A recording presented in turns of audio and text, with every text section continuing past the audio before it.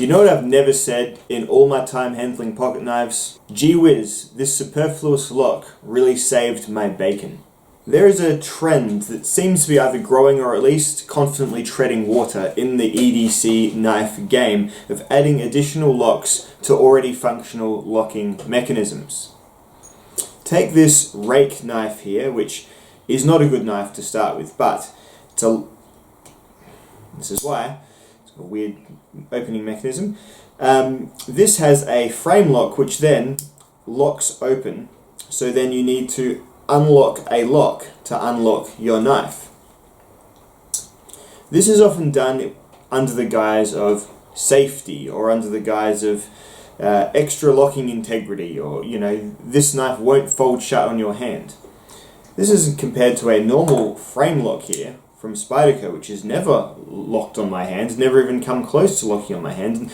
In fact, thinking of the motion that I would have to undergo to have that accidentally happen, I would have to have the knife reefed away from me in this direction, the fat of my hand catching on the locking leaf, pulling it across, and then a force coming and hitting the spine, and then, even then, the tang of the blade's probably just going to hit my hand, but even, worst case scenario, I could get a cut, for sure.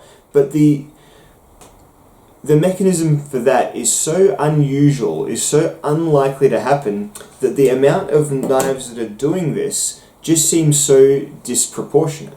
I'm talking Lion Steel. They make those great looking SR folding series knives, and they put those rotor blocks on there, which I always find myself accidentally activating. You use the knife a little bit, you're not going to accidentally lock the knife, you're going to accidentally activate the rotor block and then make the knife more annoying to shut.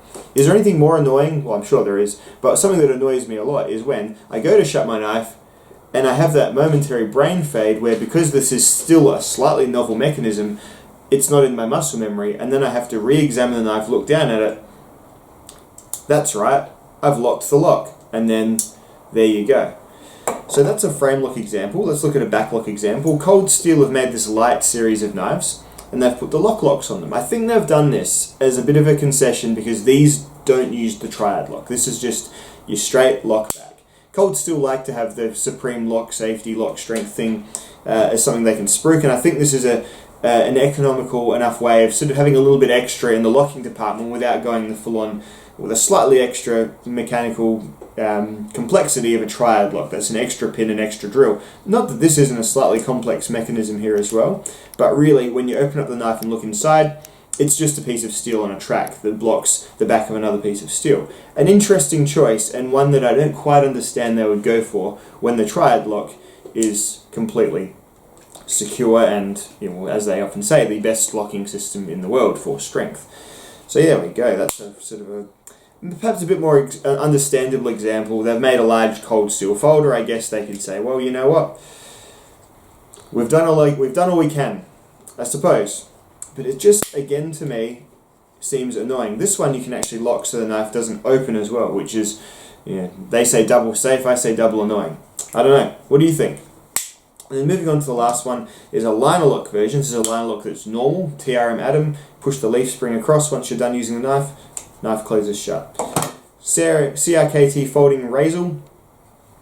Open the knife. You'll find yourself, just when you're using it, your thumb will accidentally push this locking leaf up, or this locking mechanism up, which then blocks the liner lock from being closed, and you then have to have a two-step process to lock it. And again, looking at that liner there, leaving this unlocked, I won't lock the lock.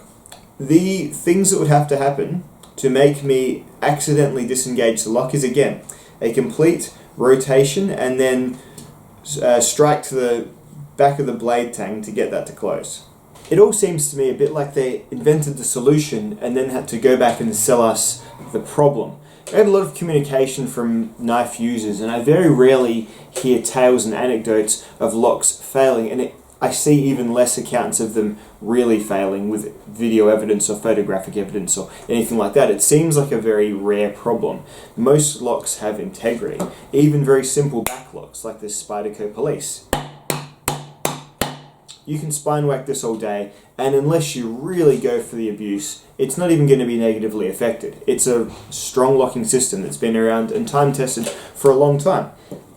And the thing is, a lot of these mechanisms don't even really increase the overall integrity of the lock. They just mitigate against user error, as against perhaps the knife being gripped in a weird way or twisted in such a manner that it's going to accidentally trigger the unlock mechanism. And that is even more of a niche problem that I just don't feel lines up with the increasing proliferation of these sorts of things.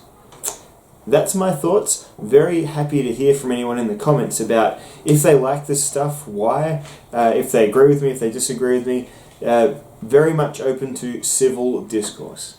Alright, what do you think there, Bricky? Do not reproduce. Well, there you go.